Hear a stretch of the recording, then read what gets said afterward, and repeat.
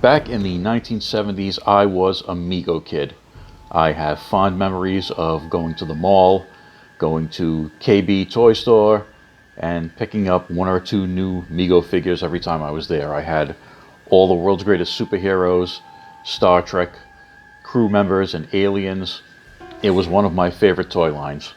So in 2018, I was happy to see that Mego was making a return. Since Mego's return, all of their releases have been on card backs,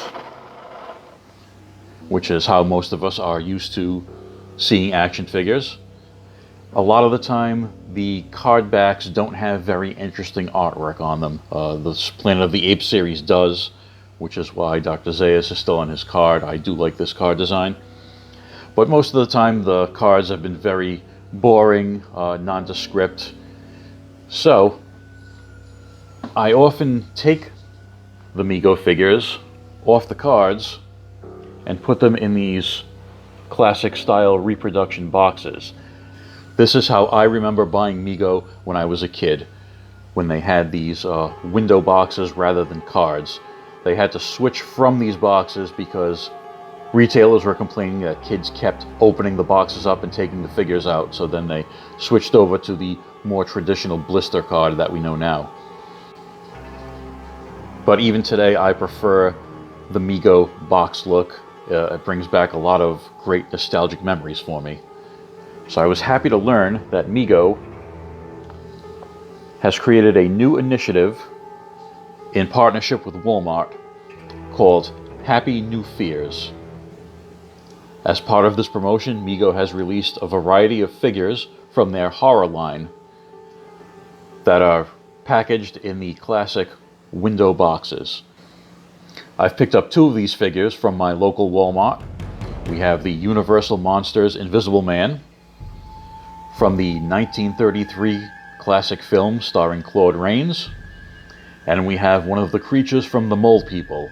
That was a 1956 film that starred John Agar, Hugh Beaumont, who you would know as Ward Cleaver from Leave It to Beaver, and Alan Napier, who played Alfred in the Adam West Batman television series. So let's take a look at these in the box. First, the Invisible Man. See his logo and the classic Mego Corporation logo on the front. Movie still on the sides and the back. We have the little write-up about Mego's return with Chairman Marty Abrams there. And Mego does give credit to the artists that make these figures on their packaging. So you have the consultant here, Dr. Mego, sculptor Tyler Ham, and the seamstress Pandora Taggart. So that's nice that Mego gives credit to the people that make the figures. For the Mole People, the movie logo on the front. And for the artwork, instead of a movie still, they use the artwork from the original poster. So that's nice. And then we have credits on the back here. Again, Dr. Mego, Tyler Ham, and the seamstress this time was Brian Leitner. The only thing I don't like about these retro boxes are these hang tags that are stuck on the back.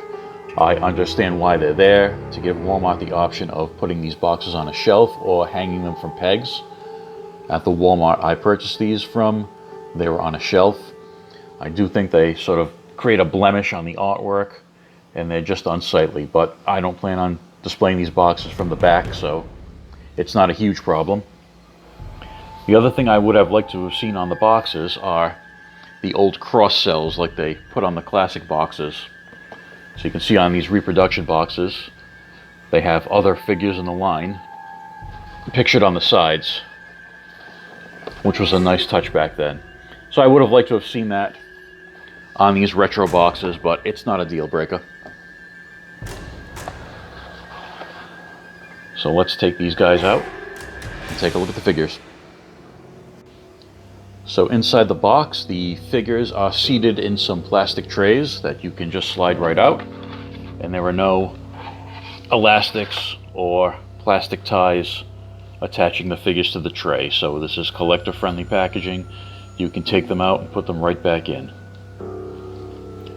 So if you're not familiar with Mego construction, the bodies are two pieces, a torso and a crotch piece, and there are rubber bands that run through the figure that attach the shoulders and the hips to each other. So similar to O-ring figures, those rubber bands may break down over time and might need replacing.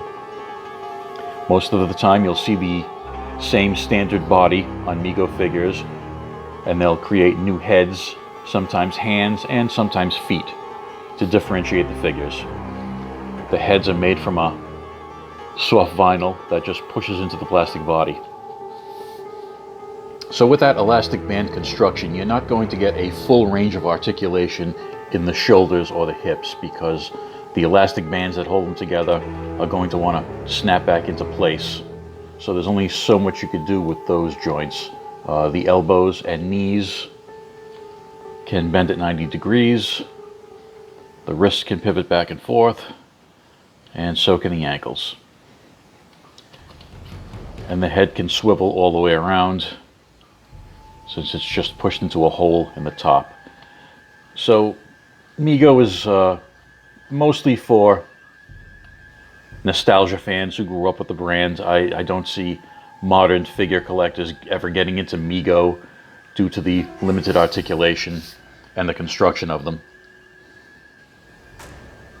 So the Mole Man is a good representation of the creatures from the film. In the movie, there was a civilization of humans living underground, and they had a race of these mole creatures that acted as their slaves. They did their bidding and dug food for them and things like that. And they did rebel at the end. Spoiler alert. I do really like the paint detail on the eyes. He's got those crazy eyes. The head and hands are molded in green. They have a little bit of brown, a little bit of a brown wash on them. And these are newly sculpted hands for this figure. These aren't reused from any other figures. And here's Dr. Jack Griffin, aka the Invisible Man, as played by Claude Rains, wearing his smart-looking smoking jacket that he usually wears when he's not out murdering people. And the entire costume is black and white, so that sort of emulates the look of the original film. He's got nicely painted glasses and a little bit of black wash on the bandages on his head.